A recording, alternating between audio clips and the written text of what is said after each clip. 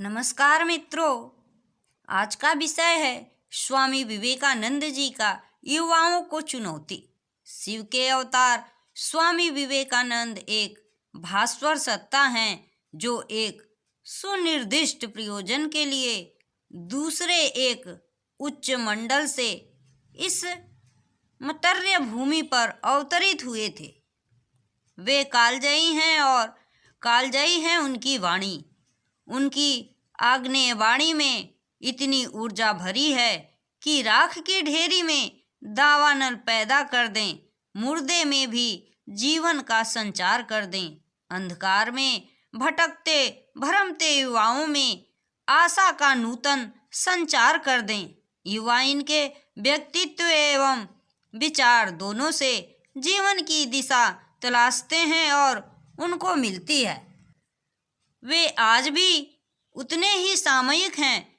स्वामी जी कहते हैं, मैंने तो नवयुवकों का संगठन करने के लिए जन्म लिया है। ऐसे नवयुवक जो वीर्यवान हों, चरित्रवान हों, जिनका शरीर लोहे की तरह ठोस मांसपेशियों और मजबूत स्नायुओं से विनिर्मित हो, जो इतनी दृढ़ इच्छा शक्ति संपन्न हो कि कोई उनका प्रतिरोध करने में न तो समर्थ हो सके और न साहस कर सके।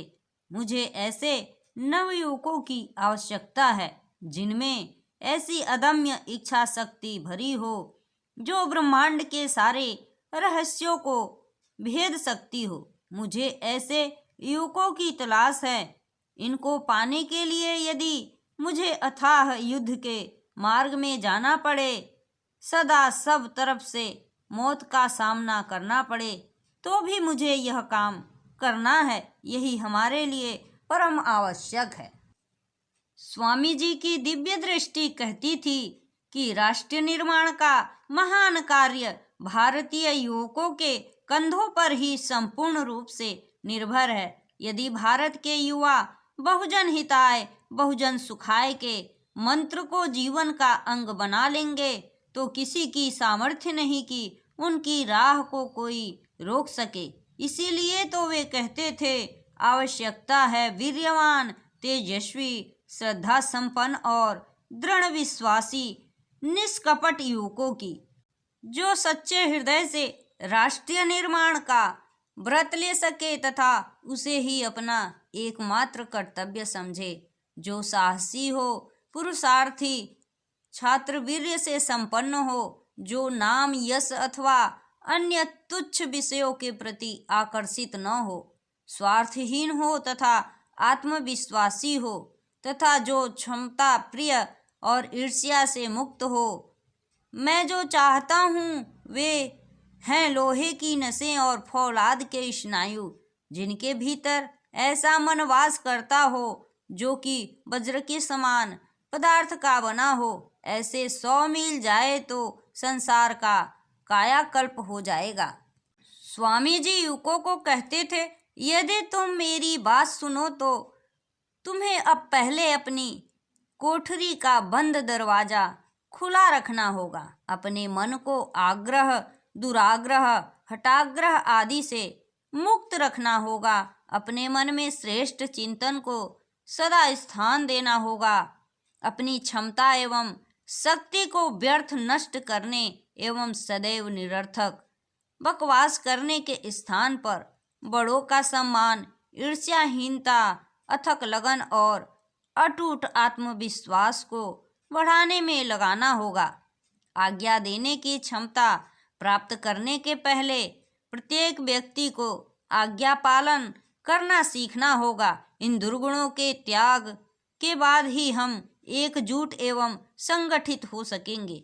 यह हमेशा संगठन का मंत्र है। वे कहते हैं, प्रत्येक मनुष्य एवं प्रत्येक राष्ट्र को महान बनाने के लिए 3 बातें आवश्यक हैं। पहला है सदाचार की शक्ति में विश्वास, दूसरा है ईर्ष्या और संदेह का परित्याग, और तीसरा है जो सतत कर्म करने के लिए यत्नवान हो या जो कर रहे हो उनकी सहायता करना। यह व्यक्ति निर्माण एवं राष्ट्र निर्माण का मूल मंत्र है। जिसका साक्षात्कार स्वामी जी ने आज से 100 वर्ष पूर्व कन्याकुमारी के प्रस्तर खंड में बैठे ध्यान की गहराई में प्राप्त किया था। वे कहते थे, राष्ट्र निर्माण सर्वोपरि है और इसके लिए हे वीरों, तुम काम में लग जाओ, फिर देखोगे इतनी शक्ति आएगी कि तुम उसे संभाल नहीं पाओगे। दूसरों के लिए रत्ती भर काम करने से भीतर की शक्ति जाग उठती है। दूसरों के लिए रत्ती भर सोचने से धीरे धीरे हृदय में सिंह का सा बल आ जाता है। नवयुवकों को स्वार्थ एवं ईर्ष्या से बचे रहने की मंत्रणा देते हुए स्वामी जी कहते हैं, केवल वही व्यक्ति सबकी अपेक्षा उत्तम रूप से कार्य करता है जो पूर्णतया निस्वार्थी है, जिसे न तो धन की लालसा है, न कीर्ति की और न किसी अन्य वस्तु की ही। मनुष्य जब ऐसा करने में समर्थ हो जाता है तो वह भी एक बुद्ध के स्तर का बन जाता है और उसके भीतर ऐसी शक्ति प्रकट होती है जो संसार की अवस्था को संपूर्ण रूप से परिवर्तित कर सकती है।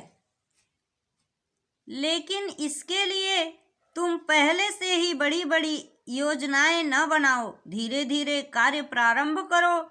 जिस जमीन पर खड़े हो उसे अच्छी तरह से पकड़कर क्रमशः ऊंचे चढ़ने का प्रयत्न करो।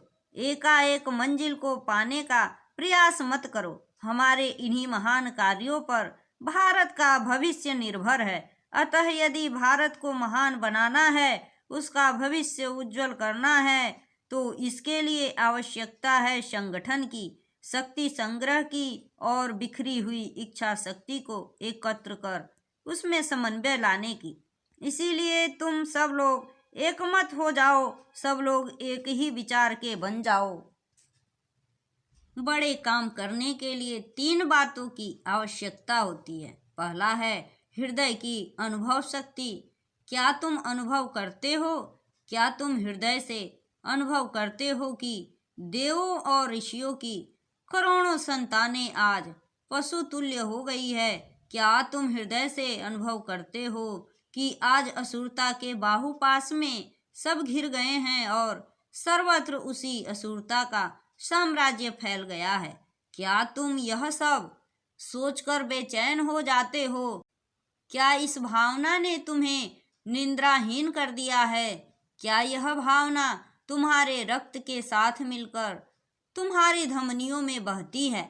क्या यह तुम्हारे हृदय के स्पंदन से मिल गई है?